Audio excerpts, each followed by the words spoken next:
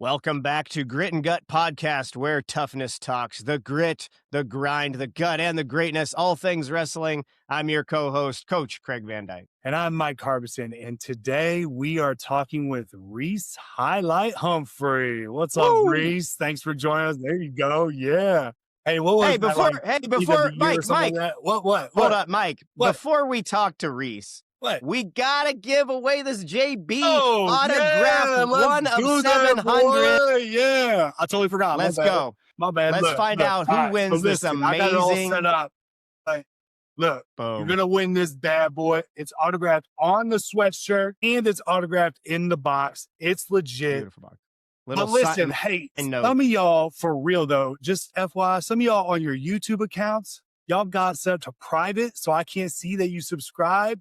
So I don't know why you got it set to private, but just FYI, man, unset that mug to private when you're entering the drawing. So Reece, we got all the names on the wheel here. There it is. You got JB wrestling the Grinch, and then I'm going to hit it, and it's going to spin. Let's see who wins. Who we got? I know who this is. Oh my gosh. Man, you know what? Me. Hey, this is Coach Kent, and I'm just going to burn it because let me tell you something. He used to be an assistant coach for me, and then he moved to L.A. No, Kent, I'm burning it. You don't get it unless you come back, dude. Tizzy, don't worry. I got the sweatshirt. I'll send it to you. I'm going to message you on Instagram, bro. I got you, man. Don't even worry about it. That's awesome. Ken's going to be super excited. He's just hating. To win that right now. Oh, my gosh. It's just because I miss my man. That's all. So, Coach Ken, congratulations. Awesome. Hey, Reece, you know JB. Give us a few words about what kind of person and wrestler and Coach JB is. Number one human I've ever met. And I know that because I'm number two. No, he's one of the smartest guys that I've been around. Obviously, freak athlete, hard worker. Obviously, it takes all that to become a 7-time gold medalist. And so, but just an all-around great person. Love to be around him. Great friend of mine. His first team was my first team, so I got front row tickets to the greatness. Yeah. And he changed my life for sure. And was that 2011? Mm-hmm. Yes, sir. Okay. Istanbul. And was that your introduction to him?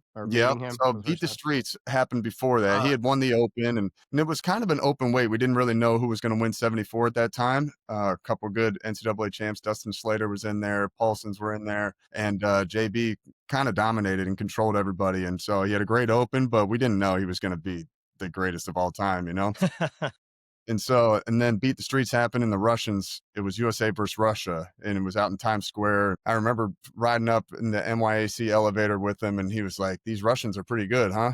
And he had never wrestled any of them. He had 0 international matches. And I was like, "Yeah, they're pretty good," thinking like they're the best, That's kind of how I put them. I put them up on this pedestal, and he looked at me and he like dead straight. He goes, "I'm going to win." And I remember him walking out of the elevator, and I was thinking like, I hope so, but we'll see.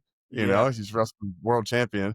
And then sure enough, he won 69 matches in a row after that.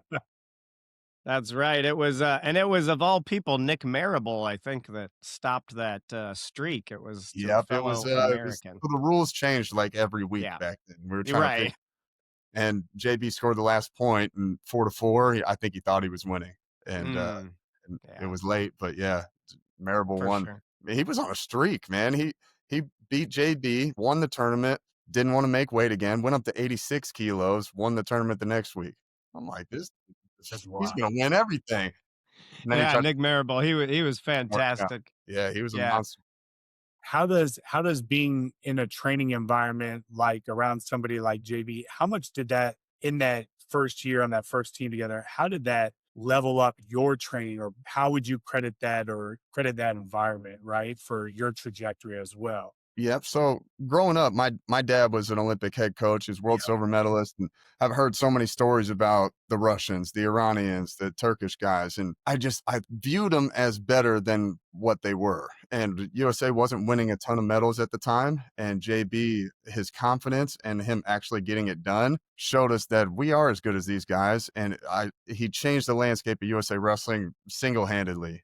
Zeke Jones was the coach at the time, and the implementation of RTCs was a big game changer. But JB just straight up showed us that we can wrestle with these guys and beat them, and we should beat them. And it changed my mindset, and it made it really possible and attainable to wrestle with these guys and realize that they're human and we should be beating them. We're USA. And so it changed my mindset. I started shooting double legs. I never really shot a double leg.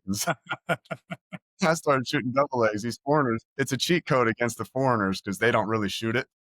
So they don't stop a great double leg, which is James Green had a ton of success. Nate Jackson had a ton of success. Easier overseas than it is beating the Americans just because that double leg is a cheat code. Heck yeah. So Reece, you had a great, obviously youth high school career, transferred over into Ohio State. A lot of success there. You're second in the nation, third in the nation. I remember you telling me out in Greece when you were doing veterans, like, you hadn't won a lot of tournaments, and it's really hard to win tournaments, and you're absolutely right. But you were also 3-time U.S. Open national champion in 11, 13, and 15. Now, out of those 3 championships, which one was, let's say, the toughest, and which one was maybe the most memorable for you? 11, 13, and 15. Yeah, they're all extremely difficult, obviously. Yeah. 13, I think, was my best year. Probably where I competed the best at 60 kilos. I was the most consistent. Coleman Scott had just come off of winning the Olympic bronze medal. He beat me in 2 clinches to make the team. I was on the team and then off the team. So you think you make the team like, oh, I'm in my prime. I'm going to make it forever. I'm going to start winning titles and it's just going to be smooth sailing. And then I lost 2 clinches and I watched the Olympics, and I watched more of the Olympics that year than ever. And just one tear drips down every time the national anthem, and so just tortured myself thinking about him and thinking about how close I was to achieving my goals. And he got the bronze medal, and he's a great dude. We're really good friends and really happy for him, but he had what I wanted. And so I beat Logan Stieber in the semis, which was, some people thought was an upset. And even though I was former world team member, I beat him in the semis and beat the returning bronze medalist in Coleman Scott in the finals, 2 straight periods. And that was at the Open. So I felt pretty good about that. Got the OW. And then Coleman actually got hurt at the trials and kind of cruised through. I beat Dan Dennis a couple matches. So I felt really strong going into that world championships and ended up losing to the Iranian that was a multiple-time world medalist. Once again, the rules had been changing a lot. And I was winning 8-7 with, 4 seconds left. And he's about to score on the edge. And I tried to stay in. If I would have given up a push out, I had more 2-point moves. I had 4 2s and he had 3 2s and 2 1s. So if I would have just got pushed out, I would have been in the semis and been sitting pretty good. But I fought it because I thought I had to score the last point, just because the rules were getting updated at the world championships. It was a crazy time. So be thankful for the way the rules are now, because it's a good rule set. But that's when I feel like I wrestled the best and I was the most consistent down to weight. It's very difficult for me. But 2013, most memorable. Nice. But now, and we're going to throw up this highlight, but man, you hump nastied Aaron Pico one of these years. Yeah. That had to be a memorable one. That was really cool too, but it was for 3rd place, so it wasn't as cool. But yeah, he's an amazing competitor. He was a guy that was like, I was on the team and we were the senior guys, he was one of the few younger guys that could really scrap. Like now these U20 kids are making a team and are pretty dominant. So it's not such a rare thing, but Pico was one of those guys that would be beating Metcalf in practice or close to it and scrapping with all of us. And so I knew he was going to be a problem, and I didn't want to make the 60 kilo cut anymore. And so had the plan to move up in 15 and then keep building through 15. And then 2016 would have been my real push at it. But I lost to Jimmy Kennedy and then bombed Pico for 3rd. Was really cool. And it's funny story is I was working with Helen Marolis and Valentin Kalika, which was Pico's coach. And I was just working with Helen, and Valentin came over and he goes, if I was wrestling somebody like Reece, I would 2-on-1 him and try and control him. And I was thinking, you coach Pico, I got a pretty good move if someone 2-on-1s me. I mean, he got right on the whistle. He 2-on-1 me. I ducked him. I was so ready for it because he had already told me a game plan. Yeah. He's a great coach too, but I Yeah. took note of that, and it Heck ended up yeah. paying off in a really cool way. Man, what a smart wrestler you are, Reece, and obviously you That's come from awesome. a great wrestling family. Your dad, Jim, was a world silver medalist. And can you Yeah. talk a little bit about dad there and his influence on your wrestling? I mean, it's everything, right? Everybody's dad is going to play a huge role, but when your dad knows that much, you get all the benefits, but there's a little bit of clash too because he just knows everything. And so I'm dealing with that with my son, which is the coolest thing ever. He's in high school now, getting really serious. But yeah, my dad was awesome the whole time. And the greatest gift he gave to me was not pushing me.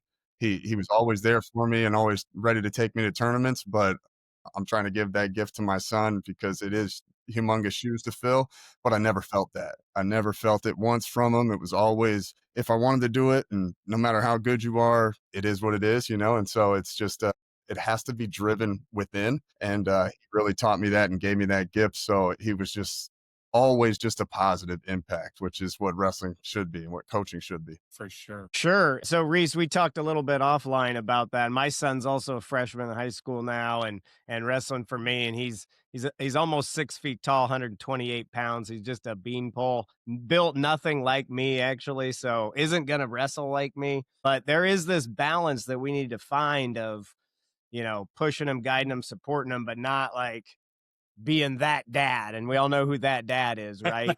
And so what's your advice to coach dads like you and I? Oh, it's interesting, man. So you can say no to dad, but you can't say no to coach. When you start Yeah. blurring those lines, it's gonna get dicey at some point. So I think this is coaching in general. It's our job to be patient. It's the athlete's job to get frustrated and to be exhausted and to fight back. So as long as we don't fight back with them, there's really not that dynamic of butting heads nearly as much. And of course, they're going to cross the line and fight too much, and you got to shut it down every once in a while. But if we listen to them and we teach them the importance of hard work and point out the failures and shortcuts, and when they don't go right, point those out and just be like, well, this is why these things are happening. Then you can explain it to them. And I just think coaching is all about understanding the why from the athlete perspective.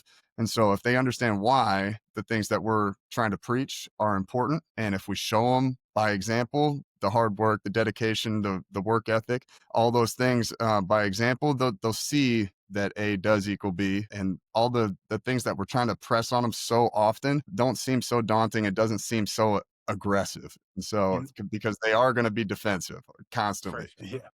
Same thing goes like my son, probably more. He's been really great about really listening. But I mean, guys like Chance Marsteller, he's gonna fight me too. Yeah. Quincy gonna fight back every once in a while. He's the best. But Yeah. it's like you're just constantly critiquing people over and over and over, and you can give them as many compliments as possible, but there's so many critiques. They're not negative things, but Yeah. there's just so many things. Fix this, fix this. This could be Yeah. better.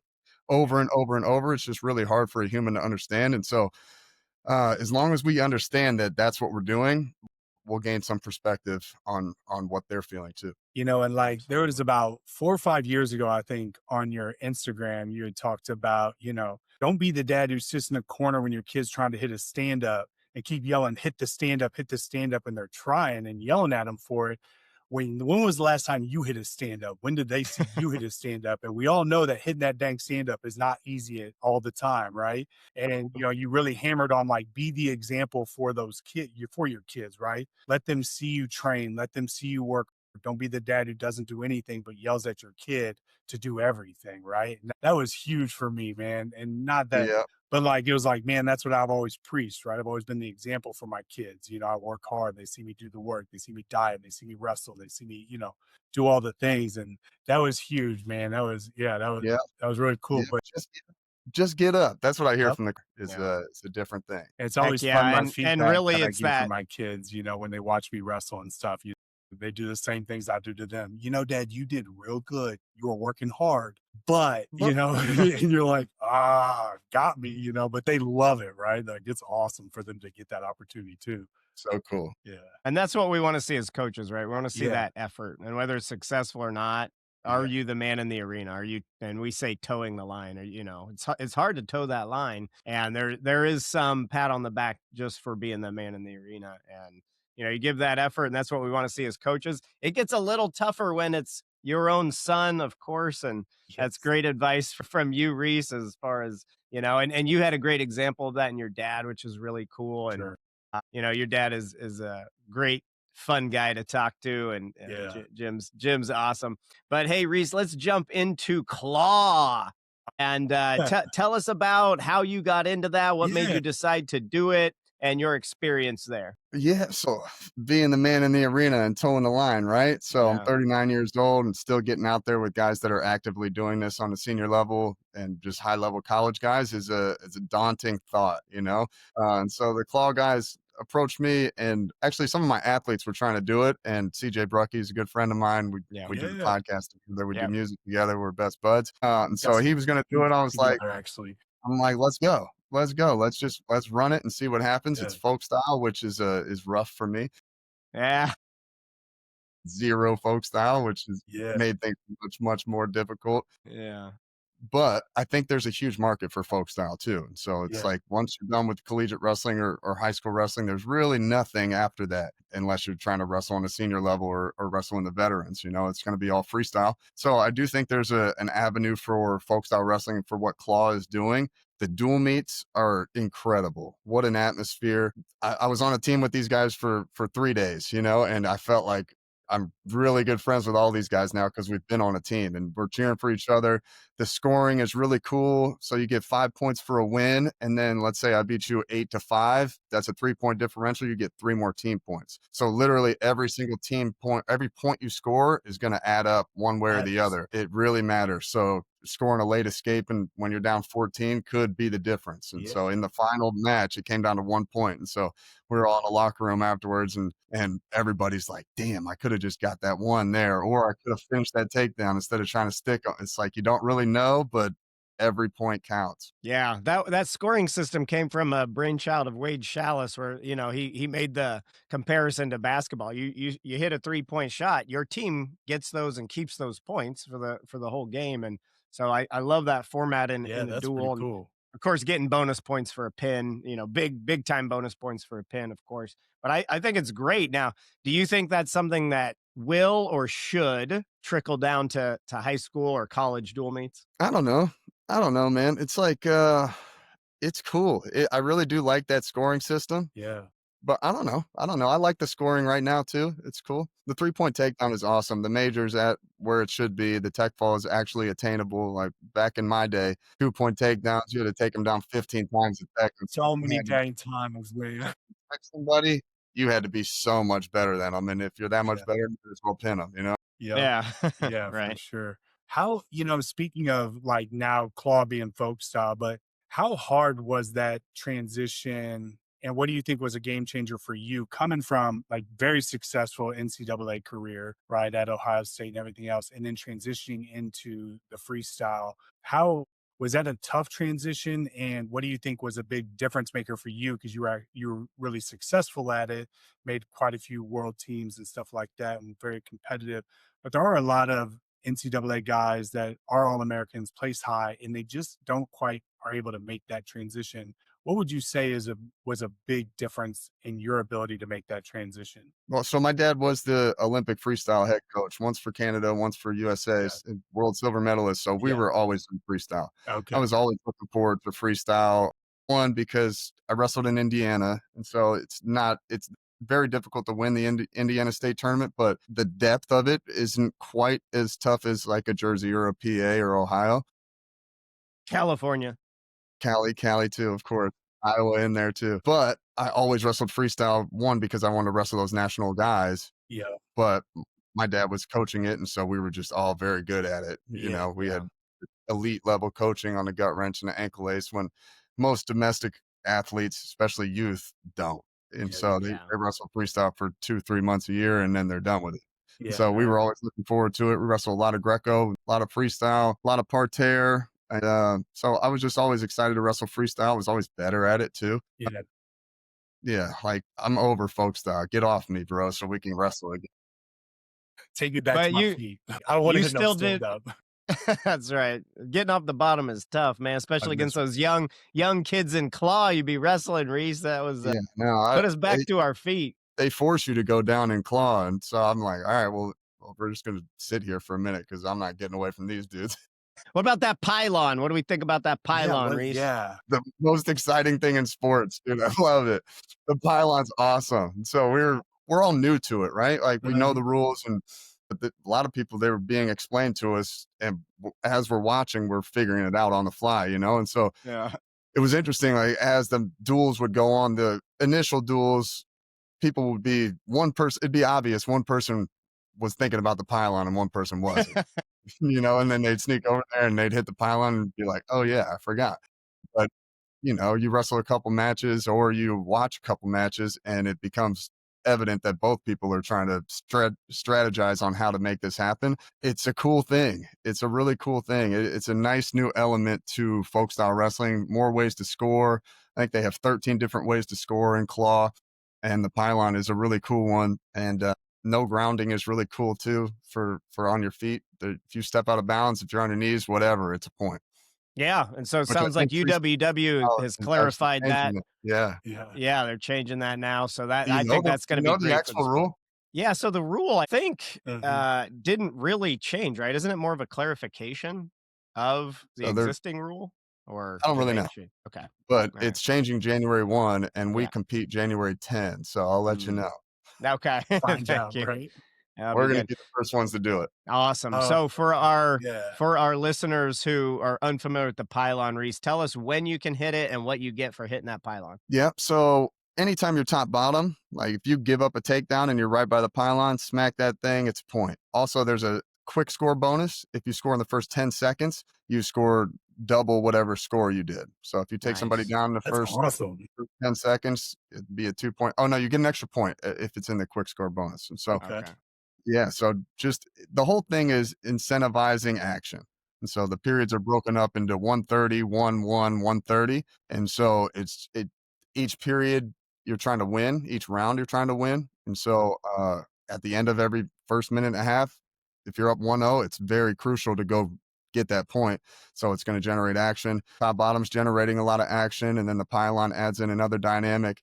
And then the rest is just folk style and wrestling. So it's a cool, really cool idea. And the dual meets are unmatched. And so they got to keep marketing and keep growing it and legitimize the idea, because it was an exciting, awesome event. Heck yeah. So will you do it again next season? Hopefully not. So to your point, Reece, you like freestyle. So let's talk about real American freestyle. Hey, listen, my opinion, they are not competitors. Claw and RAF are not competitors. They are two distinct, different things. Yeah. They are both awesome. They both have great value. But let's talk about real American freestyle. It's amazing. It's amazing. Freestyle is awesome. They're doing such a good job with the matchmaking. They're getting these UFC guys, they're getting these high-level jiu-jitsu guys, and they're crossing over to wrestle senior-level wrestlers, which is a daunting task, right? Like, who wants to do that? There's like Bilal was in there. He's ranked 5th in the UFC right now, and he's wrestling David Carr. It's a tough match. It's going to be really difficult to win, and these guys are stepping up and doing it to grow the sport, or to grow both sports. The crossover is really benefiting both. But I mean, I just went to the show at State College, the RAF 2, and then I went to the one in Indiana, RAF 4. And I mean, there were 7,000 people at both of them. So getting that live. And then I talked to Bo Nickel afterwards. He said the streams are 10 times more than what they were hoping for. So for sure, I think we're going to move from Fox Nation to Fox and just be on TV. I'm seeing ads for it while I'm watching football games. They're crushing. I want to get involved as much as possible. Hopefully I don't have to wrestle and get my neck pulled on. I want to be a commentator. I want to be a content creator, anything like that. But I'm just trying to get my foot in the door. And if that means I got to scrap with somebody, let's go. Well, if you want to be at the one in Phoenix, I'll be there. That's my first one I get to go to. So that'd be awesome to watch you wrestle. But yeah. Which one's at Phoenix? When is that? What? The one in Phoenix in February 28th? Yeah, it might be state tournament weekend for you guys, or it is for us in California. That's state tournament weekend, unfortunately.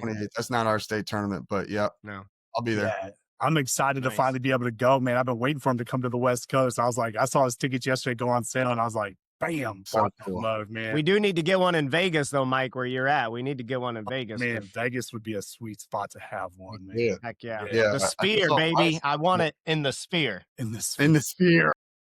That would be epic, man. Like, if you've never been to the Sphere, that thing is awesome, man. Like, Heck yeah, man. When somebody gets slammed, the whole chairs can rattle. Man, yeah. That'd be so cool. Thanks for tuning in to Grit and Gut, where toughness talks, because on the mat or in life, toughness isn't given, it's earned.